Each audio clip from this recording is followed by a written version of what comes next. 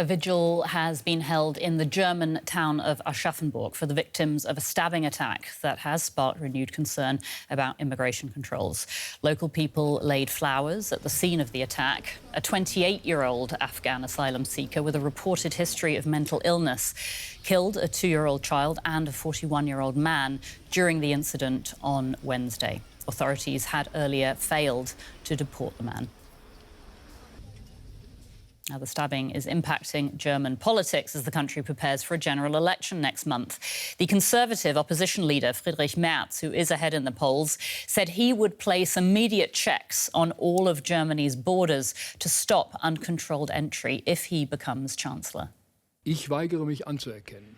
I refuse to accept that the actions in Mannheim, Solingen, Magdeburg and now Aschaffenburg are to become the new normal in Germany. Enough is enough. Voll.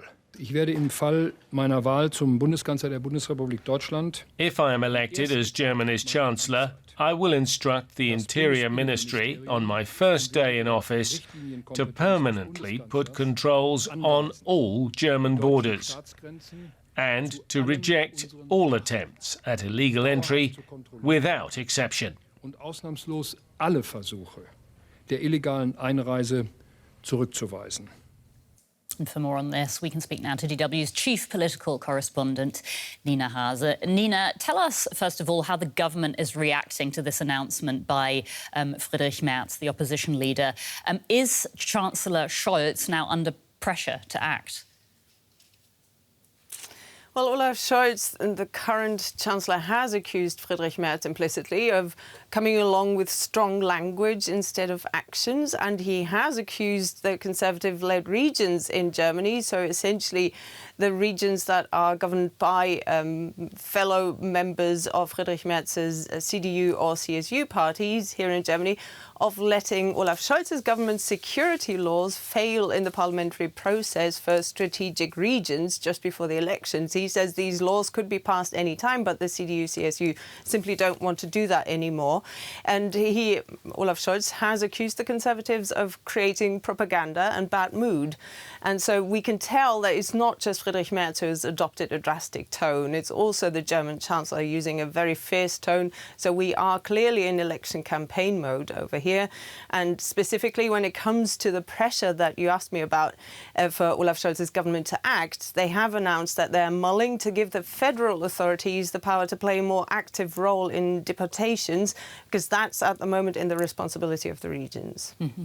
The issue of immigration, border controls, that's one that the far-right Alternative for Germany party, the AfD, also focuses very heavily on, doesn't it? I mean, they're already second in the polls. Are they exploiting this incident to gain more support? That's correct. The far-right AfD party could see their best result ever at national level in these federal elections, but some pollsters are saying that they are close to having exhausted their potential. But, of course, having said that, these two incidents, the one in Magdeburg just before Christmas and the one in Aschaffenburg this week, where authorities clearly failed to act even though they could have done something to prevent these crimes. These incidents are definitely dominating the debate here in the country, and the AfD are accused of exploiting the incidents. The Magdeburg culprit, for example, posted comments on social media in support of the AfD before the deed, but the AfD then focused on the fact that he was a non-German national who had committed the crime.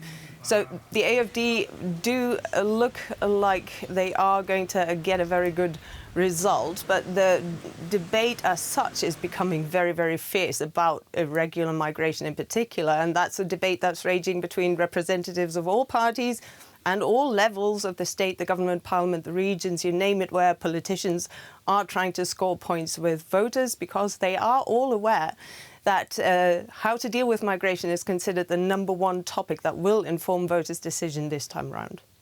All right, we'll have to leave it there. Nina Hase, DW's chief political correspondent. Nina, thank you so much.